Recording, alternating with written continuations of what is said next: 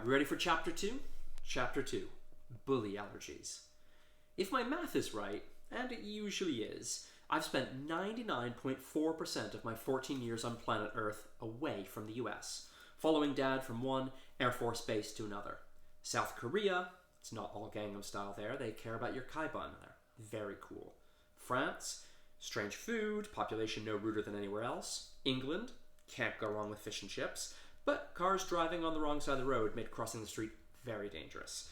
And most recently, Germany. Weird toilets and scene of my rocketry incident. And so far, it's true.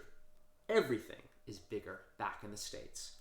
The Groom Lake High nurse's office wasn't an office. It was a basketball court-sized, gleaming white sickbay, all dazzling light strips and funky hydraulic gurneys and rows of really tall curtained cubicles.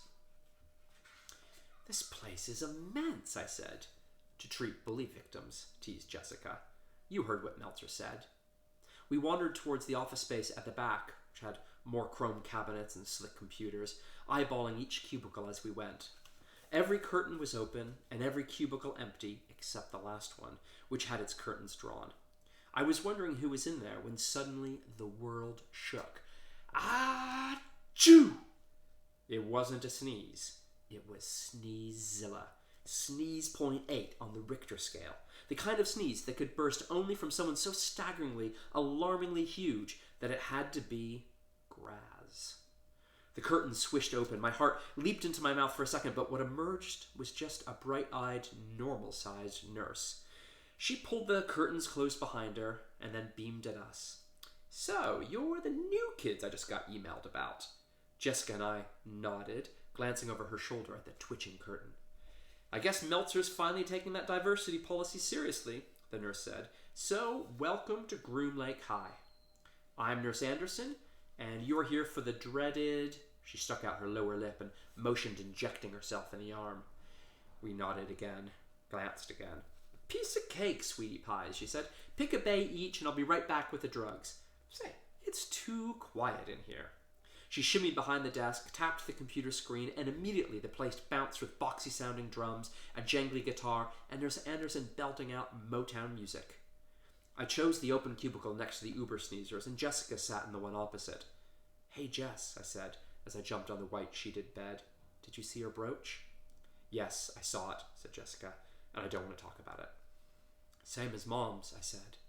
The silver badge was called a Catalus. The two snakes entwined around a winged staff were the insignia of the U.S. Medical Corps. When Mom died, the Army sent a brooch just like it back from Afghanistan, along with the rest of her personal effects. It's what gave me the idea for the rocket, for sending Mom up past the Kármán line.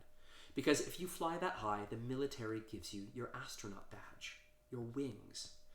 I wanted Mom to get her wings. "What are you in for?" asked the deepest voice I'd ever heard, rumbling from Sneezilla's cubicle.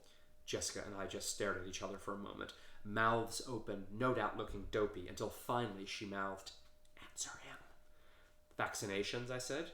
"How about you?" "Allergy shots," he said in a grave, bass tone. Wow, this guy sounded ill. "Do you have bad allergies?" I asked, attempting a sort of, "hey, everything is cool" voice, but it came out more like I was taking his coffee order.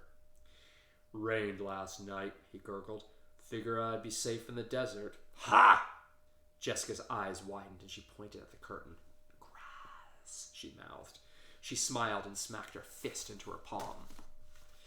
My sister took an unhealthy delight in seeing her twin brother being picked on at new schools, and she was clearly looking forward to the next round. "Quit your whining, big fella," the nurse called from the office. "You'll be fine once that shot kicks in." "Never lasts long enough," he complained. "That's what the special cream is for," she said. "I have an acute sister allergy," I said, hoping that some banter might make me less of a bully target. "Do you have any cream for that?" He laughed so hard that it shook the floor, and I figured it was safe to introduce myself. "My name's Sherman," I said. "What's yours?" "Please not Graz. Please not Graz. Please not Graz." "Unless you're from my depth of the sea," said the voice. "It's impossible to pronounce. Kids round here lack imagination, so they just call me Octo." Octo. Okay, so weird voice, weird sense of humor, and weird name. But at least he wasn't the bully I'd been warned about, which pretty much made him my new best friend. I would have offered to shake his allergy-ridden hand, but Nurse Anderson swished around the corner, holding a syringe the size of a bazooka.